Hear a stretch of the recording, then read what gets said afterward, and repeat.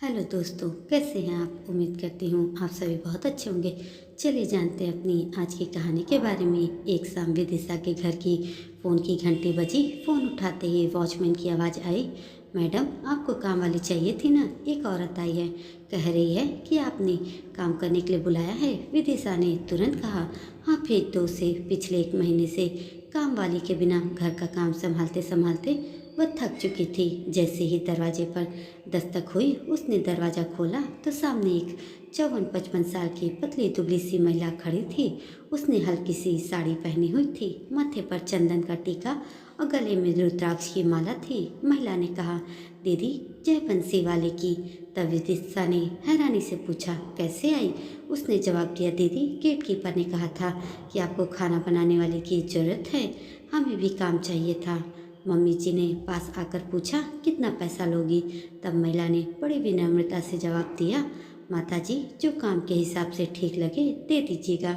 पहले वाली जो देती थी उससे 200 रुपया बढ़ा दे। विदिशा ने मुस्कुराते हुए कहा, पहले तुम अपना नाम तो बताओ। महिला बोली, हमारा नाम श्यामा है।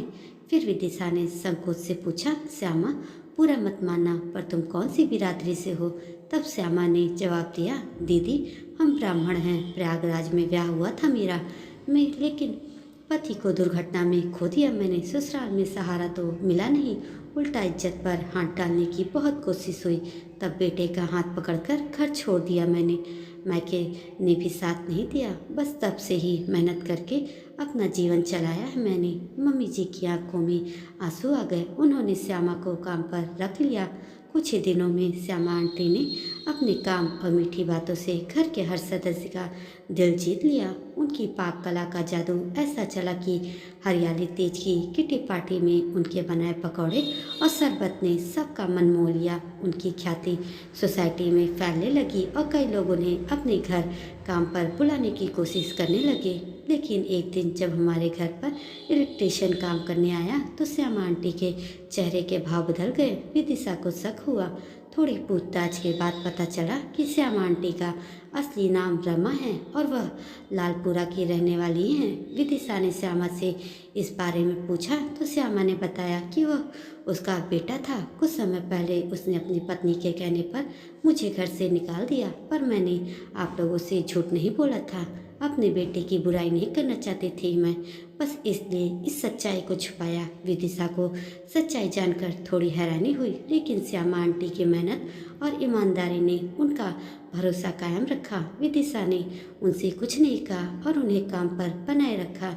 श्यामा आंटी अब पहले से भी ज़्यादा दिल लगाकर काम करने लगी थी।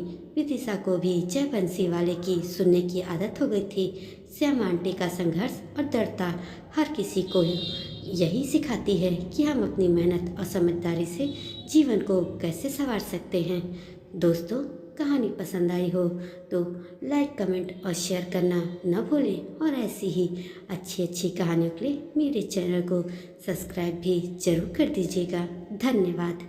राधे राधे।